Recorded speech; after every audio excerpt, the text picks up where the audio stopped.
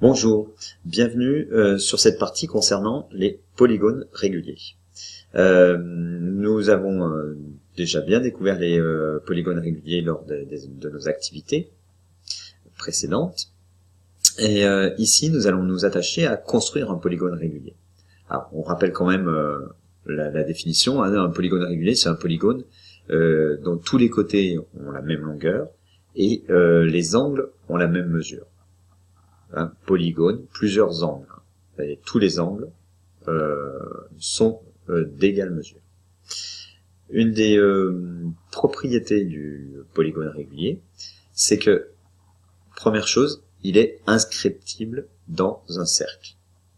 C'est-à-dire que je peux tracer un cercle et tous les sommets du polygone appartiennent au cercle. D'autre part, les angles au centre qui sont déterminés par deux sommets consécutifs du polygone ont même mesure. Cette mesure, eh bien en fait, on prend la mesure du cercle complet, c'est-à-dire 360 degrés, et on divise par le nombre de côtés du polygone, 360 divisé par n, et le tout en degrés. Alors, voici quelques exemples de polygones réguliers. Par exemple, le triangle équilatéral, hein, c'est un polygone régulier à trois côtés, trois angles aussi. Et les angles au centre, en fait, ils valent combien 360 divisé par 3, 120. J'en ai un là et un là. Le carré est un polygone régulier. Tous ces sommets sont bien sur un même cercle. De centre, le centre du carré. Et quels sont les angles au centre 360 divisé par 4, 90 degrés. Un angle là, là et là. Tu peux vérifier la même chose avec l'hexagone qui est tracé là, l'hexagone régulier.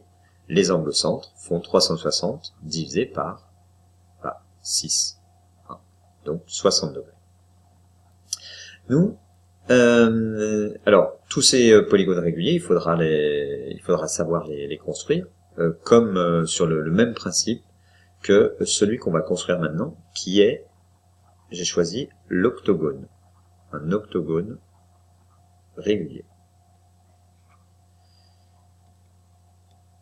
Voilà. Alors, quelle va être la mesure des angles au centre? Eh bien, 360 degrés divisé par 8. D'accord? Ce qui fait 45. Donc, chaque angle au centre, les 8 angles au centre, vont avoir pour mesure 45 degrés. Maintenant, il te faut une règle, un compas, un crayon plutôt bien affûté, voire un critérium. Comme ça, t'as pas besoin de le tailler. Et si tu le souhaites, tu peux ouvrir GeoGebra en même temps que moi, ou tu peux faire la construction à la main. Mais sur ta copie, de toute façon, il faudra savoir construire les polygones à la main. Donc, suis les instructions que je vais donner maintenant. Nous voici donc sous GeoGebra. Puisque mon polygone régulier est inscrit dans un cercle, je vais choisir déjà un centre pour ce cercle. Puis, je vais choisir un point du cercle qui sera en fait un des premiers sommets de mon octogone régulier. Pour tracer le cercle, il me faut maintenant un rayon. Je prends O1. Et on peut tracer le cercle. Alors vas-y. Et je le fais aussi. N'hésite pas à mettre sur pause. Voilà. On a notre cercle. Maintenant, on sait que deux sommets consécutifs de ce polygone régulier nous permettent de réaliser un angle au centre de 45 degrés. Alors, à partir de ce segment OA, de ce rayon OA, je vais tracer un angle de 45 degrés. Alors, je vais choisir d'aller dans le sens anti-horaire, qui est aussi le sens trigonométrique direct. Et puis, je vais placer sur le cercle le deuxième sommet de mon octogone régulier, tel que l'angle, ce sommet s'appellera B, tel que l'angle BOA vaille 45 degrés. Alors, je fais un angle de 45 degrés au rapporteur, hein. et on trace un deuxième rayon, puis le point B. Voilà. Je peux maintenant tracer un des premiers côtés de cet octogone régulier, qui va être... voilà. Plusieurs possibilités s'offrent à moi maintenant.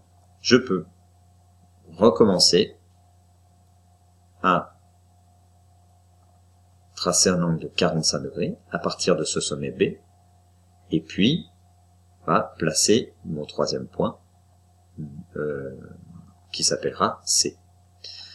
Et ainsi de suite, jusqu'à avoir fait le tour du cercle, ou avoir tracé mes 8 ou 7, puisque 7 angles au centre, puisque le dernier, il fera forcément 45 degrés. Une autre possibilité, c'est de prendre ton compas, de prendre la longueur ici AB, de pointer ton compas en B, et puis de tracer, de positionner, tracer un arc de cercle ici, et l'intersection entre cet arc de cercle et le cercle de centre O et de rayon OA, ça va être mon point C, puisqu'en fait, je reporte la distance AB, qui est un des côtés de mon octogone régulier, toujours dans le sens anti-horaire. D'accord?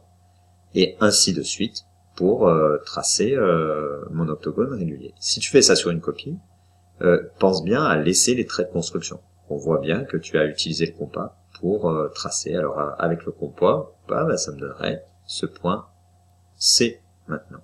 D'accord? Puis, je recommence, je garde mon écartement, je pointe en C, et je retrace petit arc le cercle D. Mais tu peux aussi, comme je disais, tracer les rayons, tous à 45 degrés, et puis les côtés qui correspondent, etc.